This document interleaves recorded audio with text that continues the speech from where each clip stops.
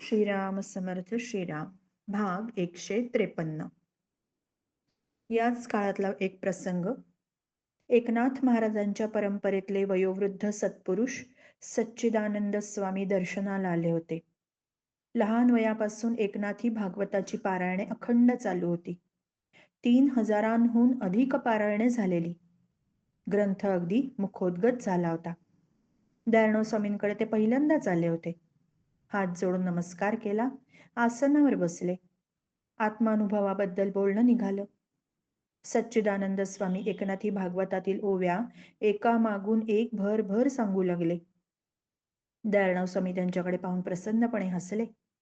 आणि काय झालं ते सच्चिदानंद स्वामींना कळलंच नाही. ते एकदम बोलायचं थांबले.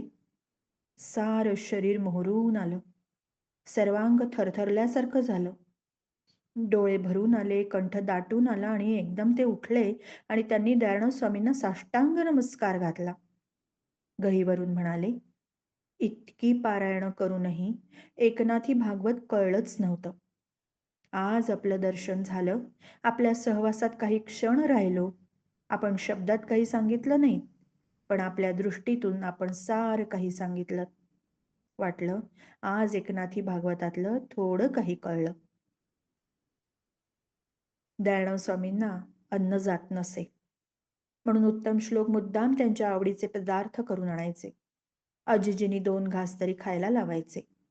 एक दिवस त्यांनी कण्हेर करून आणली होती. ती पाहून दयाळो स्वामींना आजीची तीव्रतेने आठवण झाली. आजी लहानपणी तुपाची फोडणी देऊन जिरं घालून किती छान कण्हेर करायची. त्या रात्री त्या स्वामींना एक स्वप्न पडलं. स्वप्नात आजी दिसली. कौतुकाने म्हणत होती, नरहरी, अरे किती मोठा झालास रे. केवढे मोठे ग्रंथ लिहिलेस, किती अभंग लिहिले, किती पद लिहिलीस, आणि स्तोत्र तरी किती रचलीस रे. अगदी शंकराचार्याने एवढा मोठा झालास बघ तू. लोक तुला देवासमान मानून तुझी पूजा करतात ना. आणि किती ठिकाणी मठ काढलेस रे. किती लोकांना उपदेश करतो. देवाधर्माचं केवढं मोठं कार्य घडलं तुझ्या हातून. आई वडिलांचं नाव मोठं केलंस हो. कुळाचं नाव सुद्धा मोठं केलं रे बाबा. फार फार आनंद वाटला. ये ये रे, माझ्याजवळ ये. बैस, माझ्याजवळ बैस. बरं वाटतं मला. दयाळो स्वामी आजीजवळ गेले. तिच्याजवळ बसले. आजीनं त्यांच्या पाठीवरून हात फिरवला. बोटं मोडून त्यांची दृष्ट काढली. त्या मायेच्या स्पर्शाने दयाळो स्वामींचं हृदय भरून आलं. दाटलेल्या कंठाने ते आजीला हाक मारू लागले, आजी आजी आजी आजी. स्वामी 87व्या अध्यायाच्या केवळ 23 श्लोकांवरच ओव्या लिहून झाल्या आहेत. आणि आता तो अध्याय पूर्ण करून उरलेल्या 3 अध्यायांवर टीका लिहायची बाकी आहे. गेल्या 1.5 वर्षामध्ये 87व्या अध्यायाच्या 23 श्लोकांवरच केवळ 487 ओव्या लिहून झाल्या आहेत. आपला लिखाणाचा वेग फारच मंदावलाय ना, तर थोडा वेग वाढला तर, असं व्यंकटेश शास्त्री दयाळो स्वामींना म्हणत होते. दयाळो स्वामी हळूवार स्वरात म्हणाले, हरिवरदाचं लिखाण मी नाही केलं. लिहून झालेले अध्याय मी आता जेव्हा वाचतो तेव्हा मलाच आश्चर्य वाटतं. मी हे लिखाण केलंय? छे, खरंच नाही, मी नाहीच केलं. लक्षात येतं हे सद्गुरूंनीच सगळं केलंय. करते करविते तेच आहेत. ते ठरवतील आणि त्यांना हवं तसं ते करवून घेतील. मी कोण करणारा? सद्गुरूंच्या आठवणीने दयाळो स्वामींचे डोळे ओलावले होते. आता मात्र व्यंकटेश शास्त्रींना पुढे काय बोलावं हे कळेना. त्या रात्री दयाळो स्वामींनी उत्तम श्लोकांना जवळ बोलावलं. म्हणाले, असं बघ, आयुष्याचा अंत आता जवळ आला. मोक्षदिंडी घ्यायची असं ठरवलंय. येत्या एकादशीला मोक्षदिंडीचं आयोजन करावं. मोक्षदिंडी हा शब्द ऐकताच उत्तम श्लोकांना वज्राघात झाल्यासारखं वाटलं. प्राचीन काळापासून अनेक संत महात्मे आयुष्याच्या शेवटी मोक्षदिंडी घेतात. उत्तम श्लोकांना हे माहीत होतं.